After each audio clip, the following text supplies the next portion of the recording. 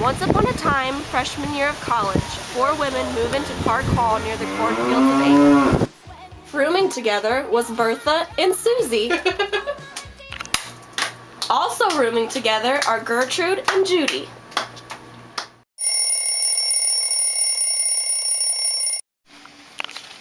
These girls were all best friends, hanging out 24/7, going to class, and suffering long hours of serious pharmacy studying.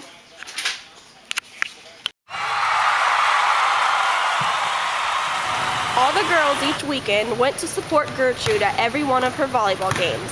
They do this because they know how much support she needs after Coach Whitty forces her team to go through grueling hours of P90X to get in shape and build muscle for their matches.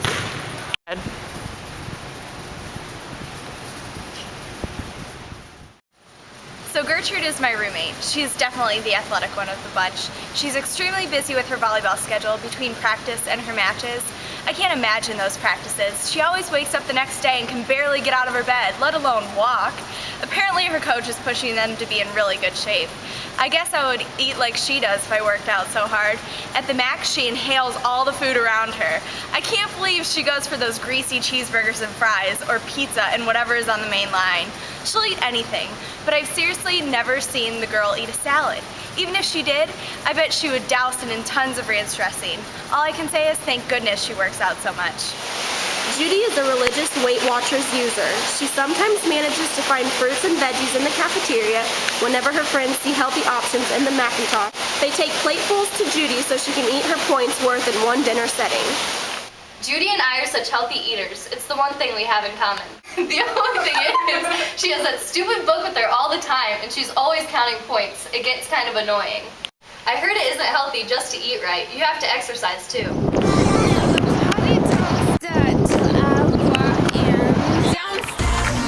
Bertha is the liveliest member of this group of friends. She parties every Tuesday, Friday, Saturday, and Sunday. She uses her fake ID to get into the Regal Beagle and eats at Bear Cave each morning to wash down that alcohol with greasy, delicious food. Bertha's largest form of exercise is lifting her hand to her face. So about Bertha, yeah, she's definitely the life of the party. I mean, I would be too, but I have practice at 6 a.m. every day, which is kind of annoying. She seriously is the keg stand champ, and boy can she eat. She eats anything from hamburgers to pizza to ice cream. I mean, it's crazy. I've never seen anyone eat that much in my life. Susie is your ideal healthy college student. All of her serious studying pays off on her exams, and working out has lowered her stress levels and shown improvement in focus for her exams. When at the Macintosh, she makes healthy food decisions in order to keep a healthy, balanced diet. I've been on here for way over 30 minutes. Okay, so Susie is the perfect college student. I am so jealous of her. Straight A's, always eats right, always exercises. I just wish I had the motivation and time to do that. Oh, and she has the perfect boyfriend. I wish I was like Susie. Always be my baby. During their time at Northern, each of these girls, because of all of their pharmacy classes, encountered many opportunities to learn about healthy eating and exercise, especially in personal health problems and preventative medicine.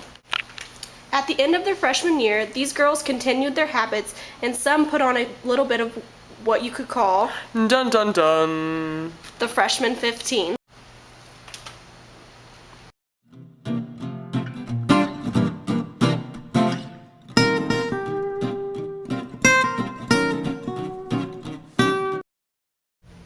Flash forward to 2060.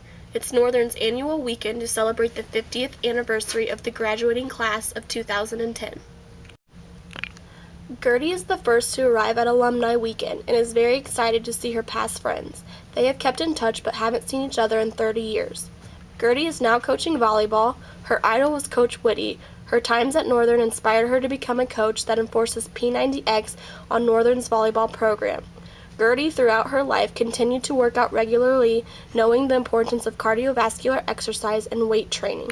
She did not want those chicken wing arms. Although Gertie has continued to work out, she just can't put down the Mountain Dew or those Krispy Kremes.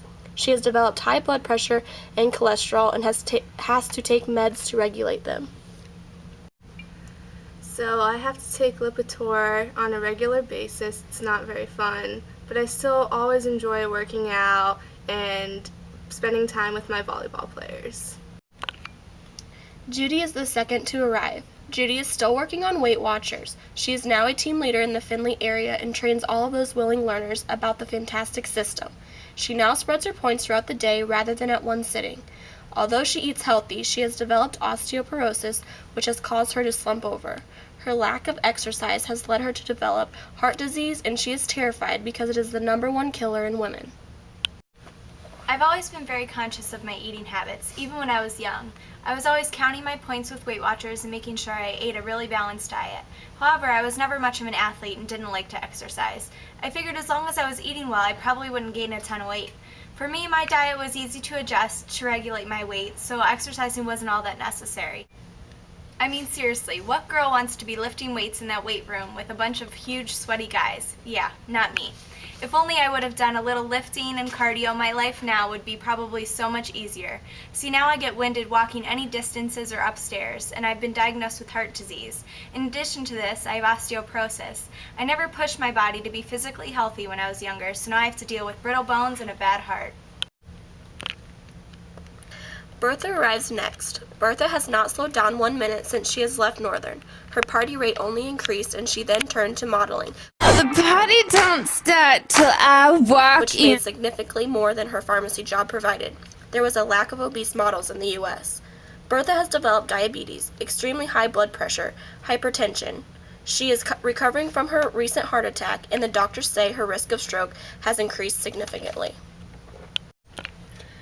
Living with all these health issues really causes a problem for me and my partying. I mean, with all the medications I'm on, they all have an alcohol warning. What am I supposed to do? Maybe I should have paid a little more attention back when I was in school. Susie always arrives fashionably late. Susie walks the mall every morning with her husband in their matching jumpsuits, afraid to lose each other once the crowd comes. She always forgoes the greasy mall food and instead cooks a healthy meal 3 times a day.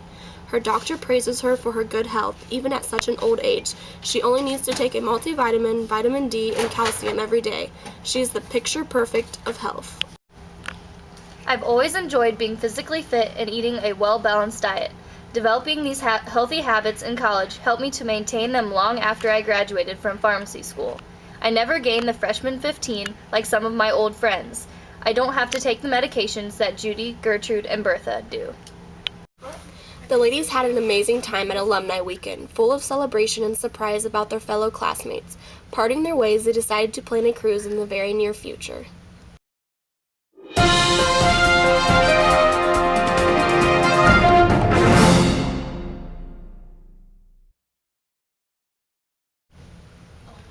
The moral of the story: the things you do well in college affect you in the future. Susie was clearly the healthiest in college, which carried over into the future. The other 3 developed poor habits, gained the freshman 15, and then this carried over into their futures. Healthy eating and exercising regularly has benefits for people of all ages, especially those in college, which will have an impact on their future. The food we eat today may not affect us tomorrow, but will affect us in the future.